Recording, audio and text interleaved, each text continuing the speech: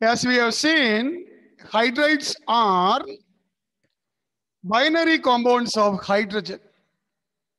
That means in that compound, one of the elements will be hydrogen and another element, an element other than hydrogen also. That is a binary compound. Okay.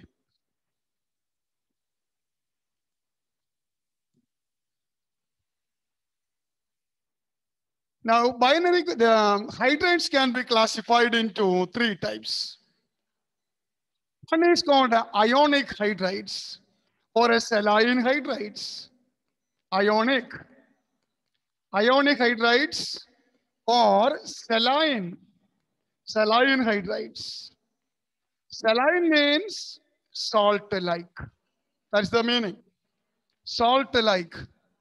So salt-like hydrides. Ionic hydrides or a saline hydrides or salt-like hydrides. Second, covalent hydrides or molecular hydrides.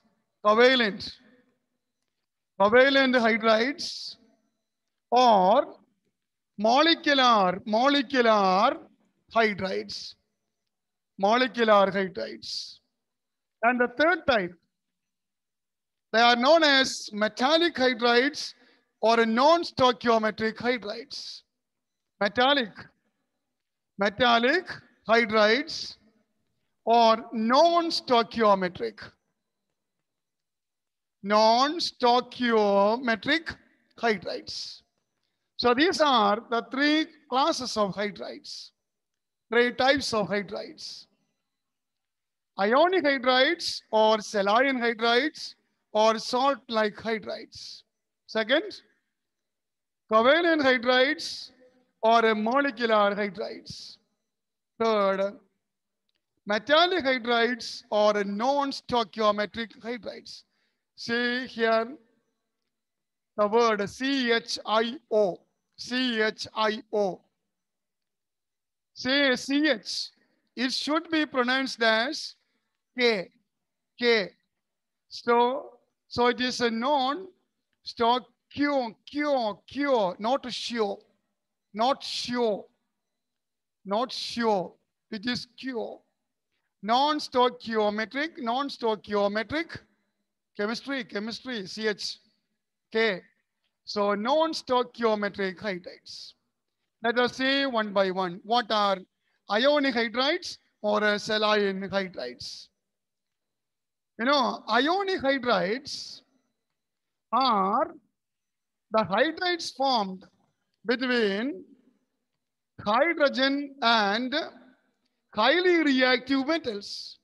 These are the hydrides of reactive metals. Hydrides of reactive metals. Highly reactive metals means metals of a group 1 and a group 2. Reactive metals means group 1 and group 2. Group 1 metals are alkali metals. Alkali metals. And this is group 1, first group. Group 1, first group. And alkaline earth metals. Alkaline earth metals. Alkaline earth metals. And these are the metals of second group. Second group. You know, calcium, magnesium, etc. are present in earth. And so they are called earth metals. Group 2 metals are called alkaline earth metals. Alkaline earth metals. They can form alkali also. Okay. So these two groups, group 1 metals, alkali metals, and group 2 metals, alkaline earth metals, they can form saline hydrides or ionic hydrides or salt-like hydrides. In this, hydrogen exists as a negative ion, That is a H minus ion. It exists as hydrogen exists as H minus ion. That is the hydride ion. H minus ion or hydride. It is called a hydride ion. H minus ion, hydride ion. Hydride ion is formed by adding one more electron to hydrogen atom. When hydrogen atom gains one more electron, it becomes a H minus ion or a hydride ion. So in the ionic hydrides, there will be the hydride ions, H minus ions. Let us take some examples for this. Say examples, alkali metals, sodium hydride NaH, and it exists as Na plus H minus. Say it is ionic in nature. The metal is in the ionic form.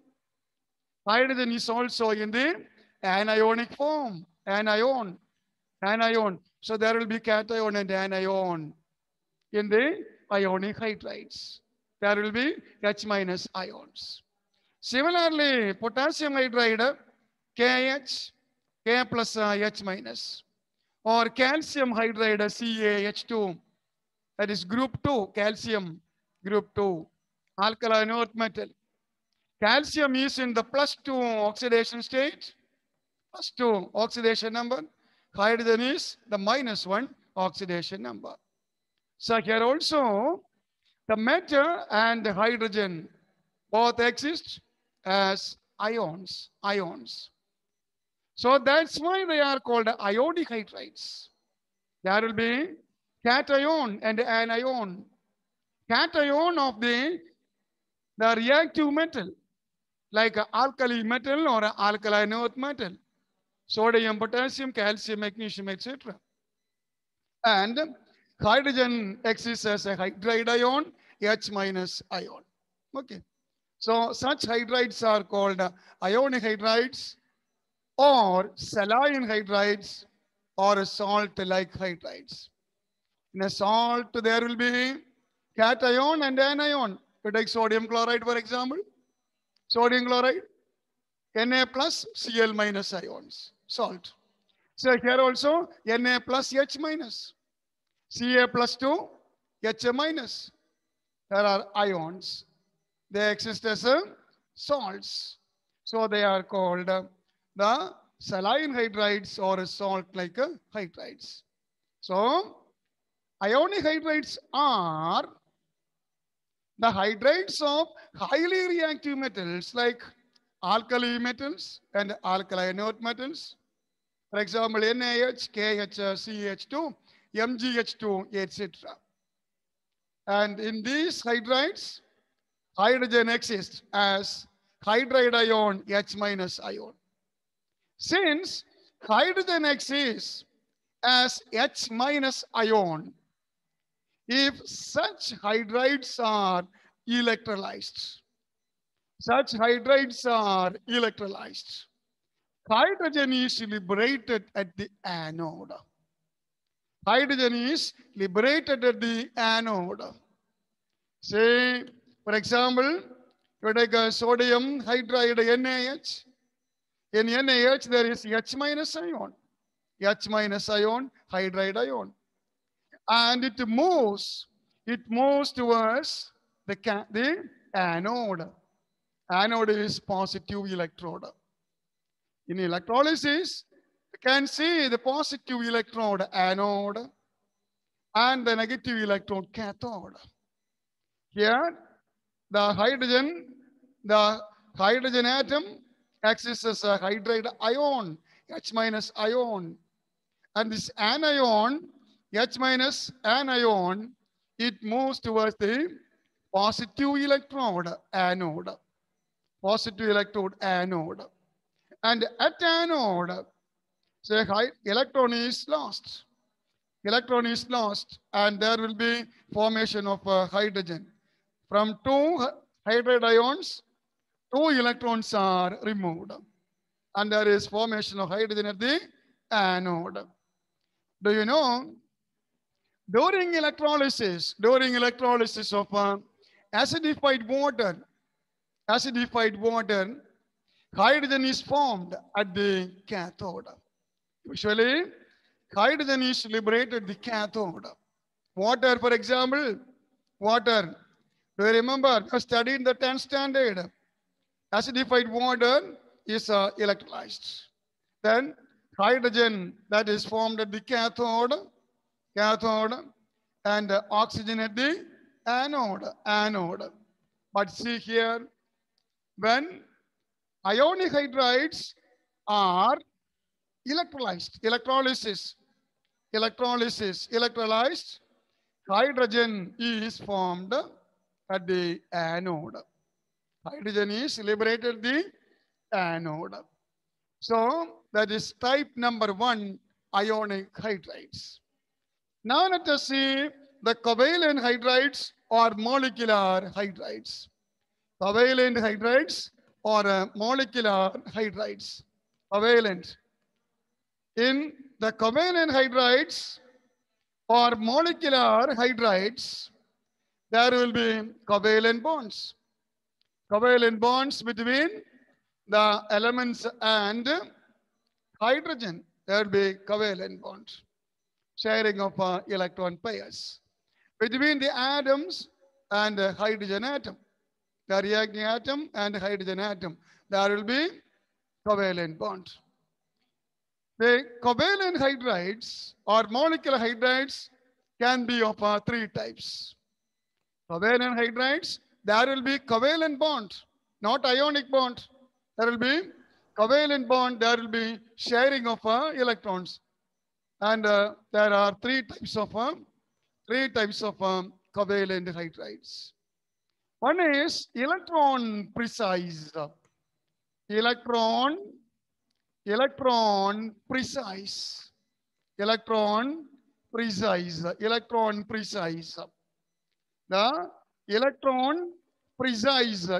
precise covalent hydride or molecular hydride.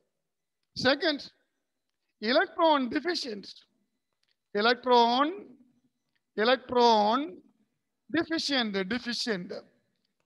deficient covalent hydride. And third one is electron rich covalent hydrides. So there are 3 types of covalent hydrides or molecular hydrides. First of all, remember, in the covalent hydrides, there will be covalent bonds. And they can be classified into electron precise, electron deficient, and electron rich. Such hydrides are formed by p block elements. See, these type of elements are formed by p block elements. There are p block elements. No, during the electronic configuration, the last electron enters p level. S blocker, S level. P blocker, P level. D blocker, last electron enters D level. F blocker, the last electron enters the F level. For blocks we have seen, and we are dealing with the periodic classification. So here the P block, P1, P2, P3, P4, P5. P6 is group 18, that is group 18, but it is not forming any hydride. It's a noble gas, inert gas. So that's why I stopped at P5. So these are the P block elements. P1, P2. That is group 13, 14, 15, 16, and 17. Only up to this. See, groups 13 to group 17. 13, 14, 15, 16, 17. 18, right extreme, that is the noble gas group, inert gas group. They are not reactive, they are not giving the hydrides. And here group 13, that is boron, aluminum, etc. Boron, aluminum. Then 14, carbon, silicon, etc. And 15, nitrogen, phosphorus, etc. Okay. Then 16, oxygen, sulfur, etc. Then 17, fluorine, chlorine, bromine, etc. So these are the 5 different groups.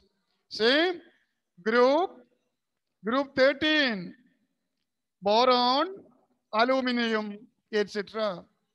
Say group 14. Remember, from top to bottom, group 14, there is carbon, silicon, etc.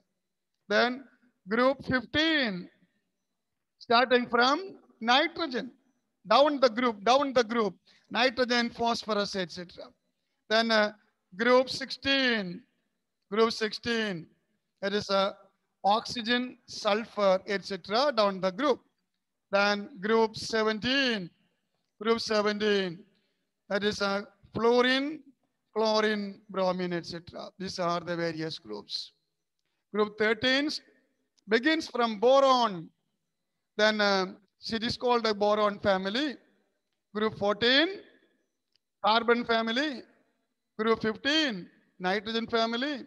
Group 16, oxygen family. Group 17, fluorine family.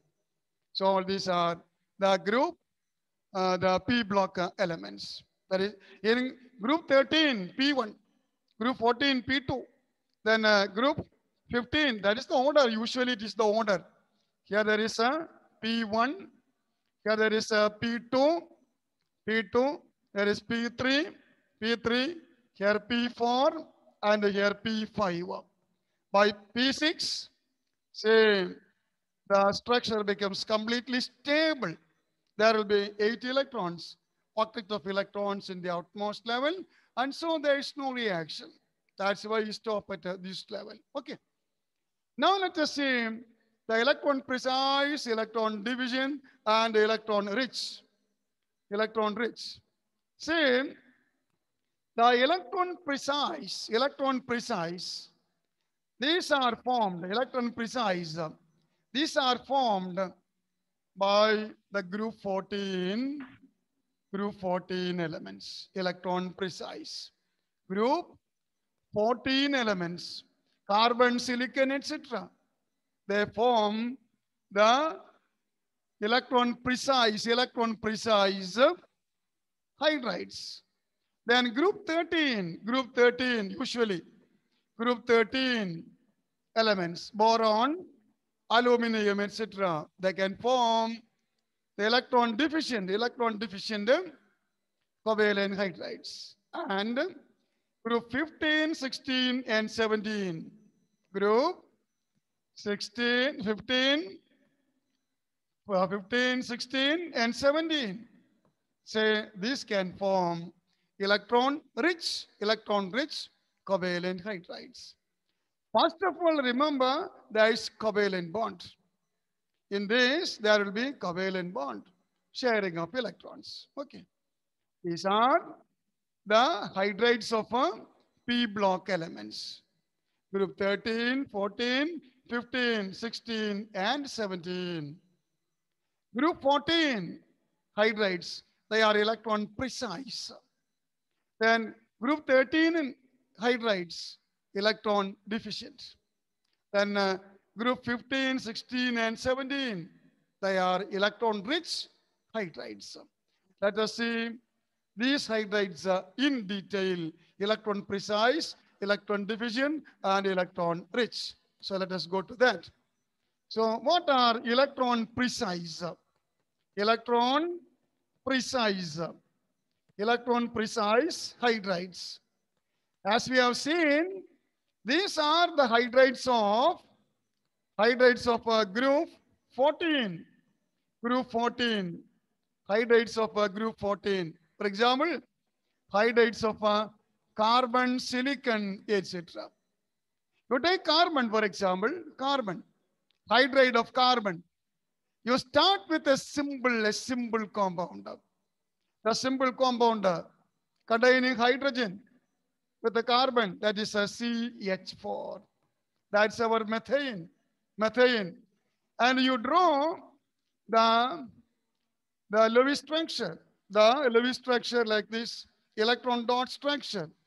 You draw the electron dot structure. In the electron dot structure, say H4, it is like this, like this. Now you look at the central atom, the carbon atom. Around the central atom, here the carbon atom, there are 4 covalent bonds and there will be only 8 electrons. Just sufficient to complete the octet. In 1 covalent bond, 2 electrons. 4 covalent bonds, so 2 into 4, 8 electrons. Just a sufficient number of electrons will be there. There is no excess electron. There is no less number of electron. Just a sufficient number of electrons will be there in the central atom. And such hydrides are electron precise hydrides. So examples, CH4, C2H6, etc. They are electron precise. There will be the exact number. There will be the exact number of electrons to complete the octet and to write the Lewis electron dot structure. It's called electron dot structure. We are using the dashes instead of into or dot. Into or dot, we are using the dashes. That's the only difference. You can write it like this also. See, here carbon, carbon, carbon, hydrogen, electron dot, hydrogen, see, electron dot, hydrogen. That is our usual practice. And that is shown by the dashes. That's all. So that is the same as the Lewis electron dot structure. So when we write the electron dot structure of the hydride molecule, there will be just a sufficient number of electrons. There is no excess, there is no less number of electrons to complete the octet, especially in the case of the central atom. And such hydrides are electron precise, exact electron precise. Okay. Now you take the electron deficient. Electron deficient. See, these are electron deficient hydrides. As we have seen, these are the hydrides of remember, forgotten or everything. The hydrides of group 13. Hydrides of group 13 hydrides. When you draw, when you write the electron dot structure, Lewis electron dot structure, the central metal atom or central atom, metal or whatever it is, not metal, the central atom has not completed the octet. There will be less number of electrons in the central atom. Central atom, there will be less number of electrons. For example, you take a BH3. BH3, that is a boron hydride. Borane is called borane. Now you draw the structure, borane. See, the structure will be like this. Borane, that is the structure of borane. Now you look at the central atom, the boron atom. Around the boron atom, there are only 3 covalent bonds. So from the 3 covalent bonds, boron gets only 2 into 3 is 6 electrons. It has not completed its octet. So it is electron deficient. There is a deficiency of electrons to complete the octet. And such hydrides are electron deficient. The octet is not completed. When we draw the Lewis electron dot structure, the central atom has not completed its octet. And this compound is highly unstable. That is unstable. Say, This borane, monoborane. See, BH3, that is anhydride. And it dimerizes. To make it stable, it dimerizes, forming B2H6. B2H6. It's called a diborane.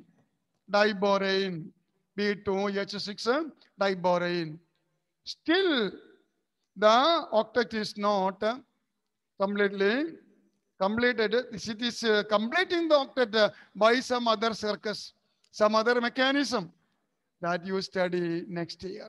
Similarly, you take aluminum hydride, AlH3, AlH3, that is also unstable, and so it dimerizes to Al2, Al2H6, Al2H6.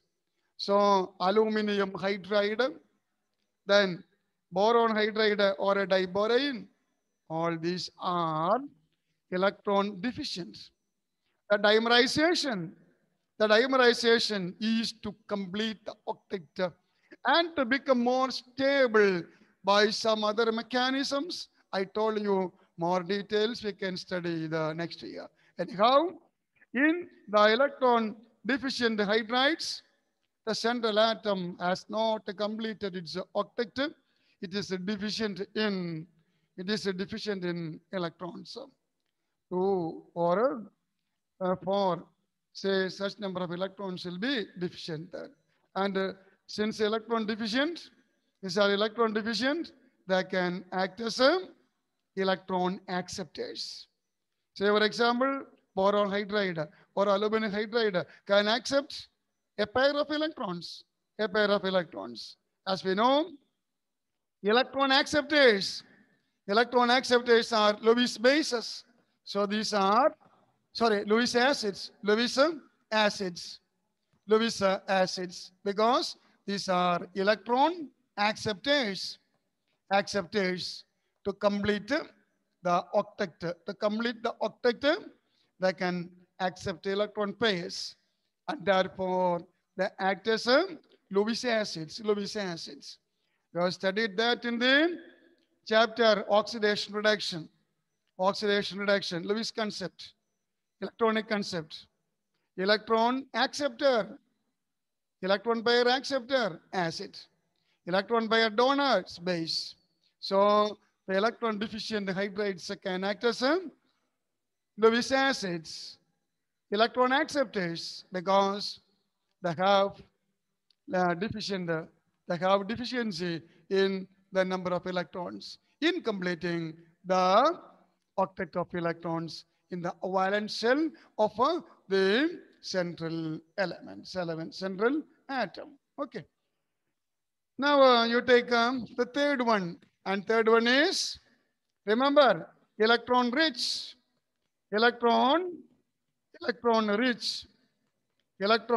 hydride. It is electron surplus. There will be more number of electrons. They will be containing lone pairs of electrons. Electrons will be there. And these are the hydrides of, remember, the hydrides of group 15, 16, and 17. Groups 15, 16, and 17.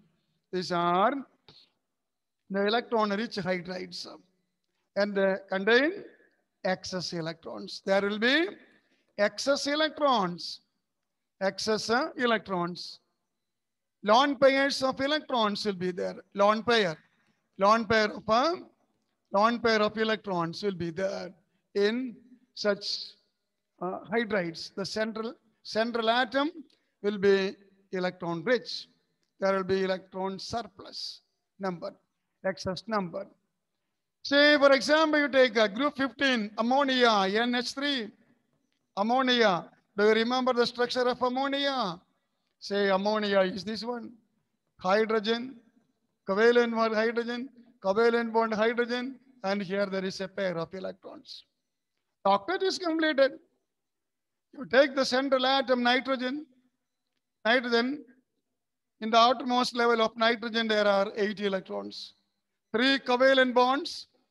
So 2 into 3, 6 plus a lone pair.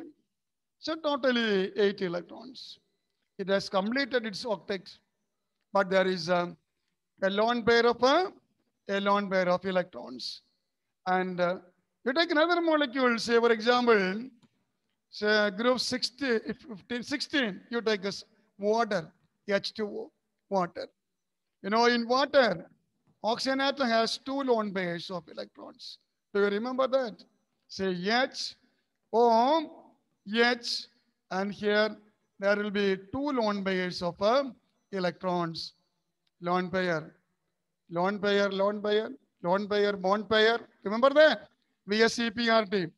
2 lone pairs of electrons are there. And it is excess in electron. Similarly, group 17, for group 17, you take HCl, an example HCl. In HCl, chlorine atom has 3 lone pairs of electrons in the outermost level. That is covalent bond, HCl, and here there will be 3 lone pairs of electrons, see, like this. So here also there will be excess electrons. So these are electron rich. There will be lone pairs of electrons. Electron surplus. Excess electrons will be there. And in all these, there will be covalent bonds also. So these are covalent hydrides, but these are electron rich covalent hydrides or molecular hydrides. Now let's come to the third type. They are called the metallic hydrides. Metallic hydrides, the third type. Metallic hydrides. Do you remember? Say metallic hydrides. Okay. Classification, do you remember? Ionic or saline or salt-like. Alkali metals, alkaline earth metals. Then covalent hydrides. In that, electron precise, electron deficient, and electron rich. Now you come to the third type, third class. That is metallic hydrides. These are the hydrides of D block and F block metals. Hydrides of D block and F block metals. D block and F block metals. You know, the D block, remember, group 3, 4, 5, 6, 7, 8, 9, 10, 11, 12. 12.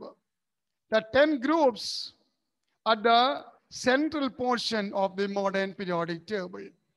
The long form periodic table, the central portion, that is D block. While you write the electronic configuration of the elements present in the D block, the last electron enters D level. You write 1s, 2s, 2p, 3s, 3p, etc. 4s, 3d, 3d. The last electron enters the D level. So this is a D block. Similarly, there are 2 rows below the main table. Below the main table, there are 2 rows corresponding to the filling above 4F and 5F. So when you write the electronic configuration of such elements, these are all these are metals. The last electron enters F level. When we write the electronic configuration. And so they are called the F block elements. And here the metallic hydrides are the hydrides of a D block and the F block metals. D block and the F block metals. Strictly speaking, these are not compounds at all. These are not true compounds. These are not true compounds. If these are true compounds, there should be stoichiometry. There should be stoichiometry. What's meant by stoichiometry? In a simpler sense, you can say stoichiometry means there is a definite molecular formula. There is a definite molecular formula. Say water, we write H2O. Sulfuric acid, we say write H2SO4. Ammonia, we write NH3. Methane, we write CH4. So there is a definite molecular formula. Then we say these are stoichiometric molecules, stoichiometric compounds. The compounds which have a definite molecular formula. Definite molecular formula. They are stoichiometric compounds. But there are certain compounds which are not having a definite molecular formula. And such compounds, such substances, we cannot call them exactly the compounds. Okay. Some of them are compounds also. There is no definite molecular formula for such substances. And they are called non-stoichiometric. They are called non-stoichiometric. So these are non-stoichiometric. There is no definite molecular formula for such hydrides. Actually, these are not true compounds. What happens here is this. When such metals, say for example, platinum, palladium, nickel, etc., when these are, say, put into hydrogen, heated metals are put into hydrogen. Hydrogen atoms and hydrogen molecules are adsorbed, at the interstices, at the voids, at the free space in crystals. In the crystals of these metals, in the crystals of these metals, there will be free space. In the crystals, there will be free space. And the free space that is known as voids. The gaps. You think of say, the arrangement of oranges in a fruit stall, orange or apple. Suppose the orange or the apple, these are the metal atoms. Suppose metal atoms. When these oranges are arranged, apples are arranged one above the other in different layers, you know, there is gap between the layers. No, there will be gap. Have you ever gone to a fruit stall? You have eaten plenty of fruits, that I know. That I agree. You also agree with me. Have you seen the arrangement? If you have not seen, go to the fruit stall today and just check it. When the spheres are arranged, there will be free space, gap. There will be gap, no doubt. There will be gap between the particles, the spheres, the atoms. There will be free space. Similarly, in crystals also. Crystals are in the solid state, except the liquid crystals. The liquid crystals you leave. You take a normal crystals, they are also in the solid state. And in the crystals, the atoms or ions are arranged in layers, very beautifully arranged. And the atoms or ions are considered as spheres, but there will be free space. And the free space is called void or interstices. Interstices or voids, the gap between the spheres. And the small atoms of hydrogen, similarly, molecules also will be trapped at the voids or interstices.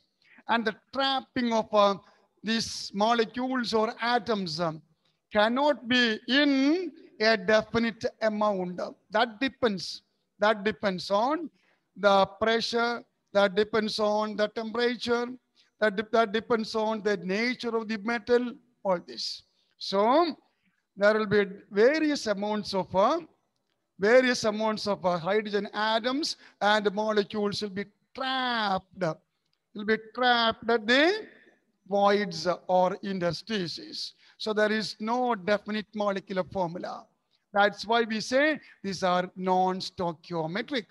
There is no definite molecular formula. And these are the, uh, the hydrides of a D block and F block metals. I told you, say, for example, platinum or palladium, etc.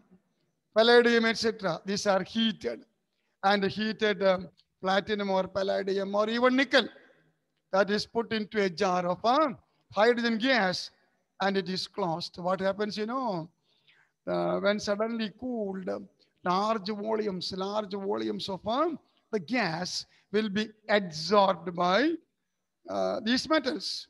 Large volumes of the gas will be absorbed. Large volumes of the gas. For example, here hydrogen gas will be absorbed, absorbed. It's called adsorption. Absorbed, absorbed by the metal. And the process of adsorption or trapping, that is called occlusion. Occlusion. Oh, so I can write adsorbed or occluded. Occluded. Occluded. Occluded at occlusion. Occlusion means to shut up. To shut up. To shut up.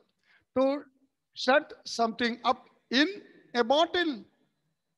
We are keeping something in a bottle and closing it with its lid. Similarly, here also, the gas is shut up. That is shut up. And so the term occlusion is used. So large volumes of the gas is adsorbed or occluded. So we cannot say how much of the gas is adsorbed. So there is no definite stoichiometry. Stoichiometry. That's why we say these are the non-stoichiometric hydrides. Okay. So that's about the hydrides. And now you have to see this time, your class. So this time, let me stop. We can continue the next class. By the next class, we have to finish this chapter. By the next class.